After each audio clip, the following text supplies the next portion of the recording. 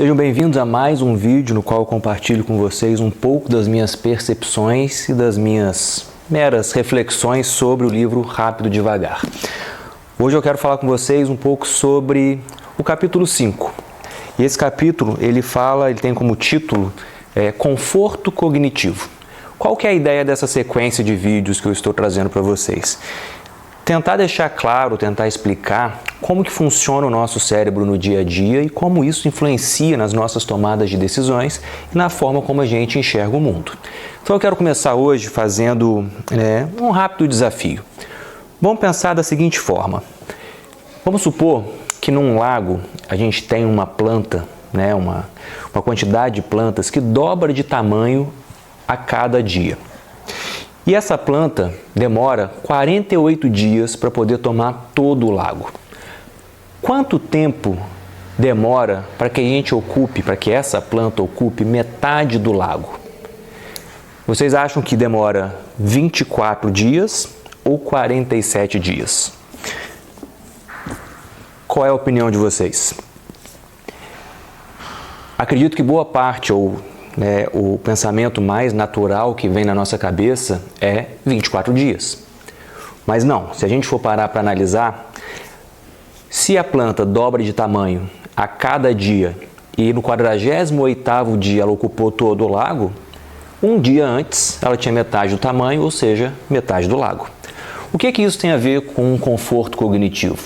O nosso cérebro ele funciona de uma maneira que faça a gente gastar o mínimo de energia possível.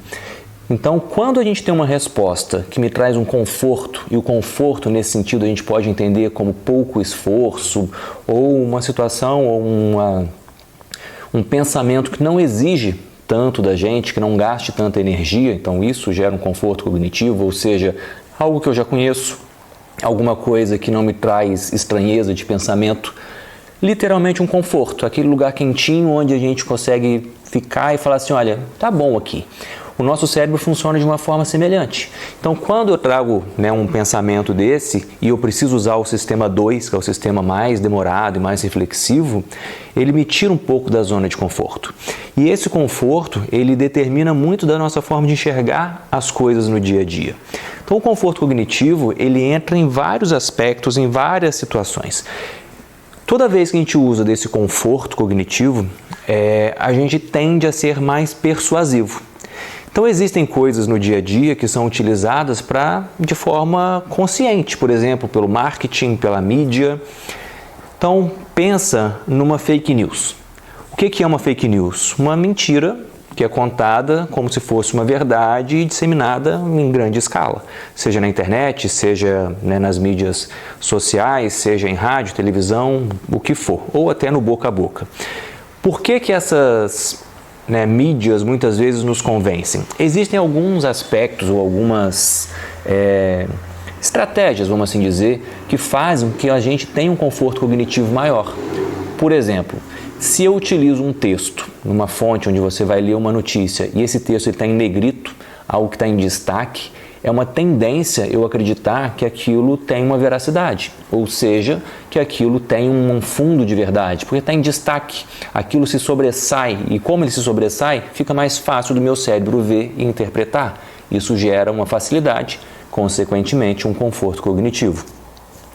Uma outra estratégia que pode ser usada é quando se usa, por exemplo, num folder, num panfleto, numa impressão, um cartaz, o que for, um papel de qualidade, com uma impressão brilhante, principalmente nas cores azul ou vermelho, porque o meu cérebro entende que um material bem feito, ele vai trazer uma verdade, que ele não vai trazer uma mentira ou que ninguém vai esconder ali uma mentira num material que é de qualidade, que talvez tenha custado mais caro. Mas tudo isso acontece de forma muito subconsciente. A gente não para refletir, ou seja, eu não uso o meu sistema racional, o sistema 2, para poder chegar nessas conclusões.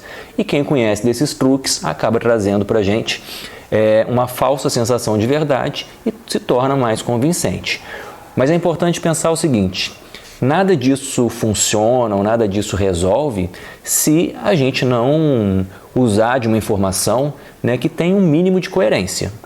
Porque quando gera um desconforto cognitivo, se você não assistiu o último vídeo, volta lá, e assiste, quando eu falo, por exemplo, de um cavalo cor-de-rosa, isso gera um desconforto cognitivo, porque isso não é comum. Então a tendência é eu não acreditar, o meu sistema 2 entrar em funcionamento. Mas quando essa mensagem ela traz um mínimo de coerência e de conforto, a tendência é que ela seja uma mensagem mais persuasiva.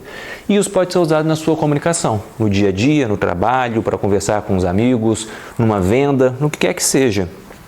Só que é muito importante que você pense da seguinte forma: mensagens que geram conforto cognitivo são mensagens de fácil entendimento. Então, por que eu vou utilizar uma linguagem mais complexa, mais elaborada, numa informação que pode ser simples? Por que eu vou usar um vocabulário muito complexo, muito difícil, numa mensagem que todo mundo já conhece? Então, se é algo comum, se é algo que as pessoas já não vão ter grandes surpresas, use um vocabulário mais comum, use um vocabulário, que vai ser coerente. Ninguém dá muita credibilidade para quando você fala de maneira muito elaborada e muito difícil sobre um assunto que todo mundo domina. Se é um assunto pouco conhecido, uma fala um pouco mais trabalhada, com termos um pouco mais técnicos ou específicos, pode até ser bem-vindo. Ou, se o seu público se você tiver um nicho muito específico de um conteúdo técnico, isso pode ajudar. Mas se não for esse o assunto, se você está falando sobre coisas simples e do dia a dia, a tendência é que você fale de forma simples, porque você gera mais conforto cognitivo e, consequentemente, você tem melhor absorção das pessoas que vão acreditar mais na sua mensagem. Sabe uma outra coisa que gera conforto cognitivo? A fluência de fala. Fluência de fala é você conseguir encadear os seus pensamentos e a sua fala de uma maneira que faça sentido, como início, meio e fim. Como se você estivesse contando uma história e nessa história você conseguisse fazer uma introdução, um desenvolvimento e um fechamento. É assim que a história vai começar a criar sentido na mente das pessoas e você vai se tornar mais convincente. E aí eu costumo dizer para as pessoas com quem eu já trabalhei, desenvolvendo comunicação em cursos, palestras ou mentorias: fala bem quem pensa bem. Se você pensa bem, se você tem um pensamento organizado e você consegue elaborar bem essa estrutura de pensamento para você, é uma tendência que, se você consegue seguir essa fluência também na exposição das suas ideias, que as outras pessoas entendam o seu conteúdo da mesma forma que você entende. Então, a fluência de fala, a organização de pensamento é uma das maneiras mais eficientes de trazer credibilidade para a sua fala. E existe uma outra forma também de gerar conforto cognitivo, que é a repetição. Já ouviu o termo quando fala que uma mentira contada diversas vezes se torna uma verdade? Por exemplo, quem nunca ouviu, ou quantas vezes a gente já não ouviu falar que, por exemplo, manga com leite faz mal? Eu, pelo menos, durante toda a minha infância, escutava isso.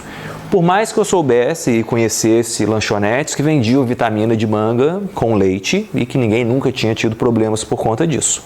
Mas, em Minas, pela tradição e ouvindo dos meus avós, na cidade do interior, era muito comum ouvir essa afirmação que manga com leite mata, que faz mal. E de tantas vezes que eu ouvi essa informação, ela não me soava mais estranha. Por mais que eu soubesse que era uma mentira, ou que eu já tivesse tomado essa combinação e não me trouxe problema, eu ouvi tantas vezes que, quando eu escutava, já não me trazia mais uma estranheza, ou seja, não me trazia um desconforto cognitivo. E muitas vezes isso acontece no nosso dia a dia. Quando eu começo a escutar várias vezes uma mesma informação repetidamente, mesmo que ela não seja uma verdade, isso começa a me trazer um conforto cognitivo. E se eu não parei para refletir sobre a origem daquilo, a tendência é que eu acredite já naquela informação. Então, cuidado com as informações que a gente escuta repetidamente, porque a gente tem uma tendência a começar a acreditar, porque ela já não me gera mais uma estranheza. Ela me traz uma informação que o meu cérebro reconhece como algo natural, que eu já ouvi várias vezes, e, consequentemente, eu posso entender isso como uma verdade.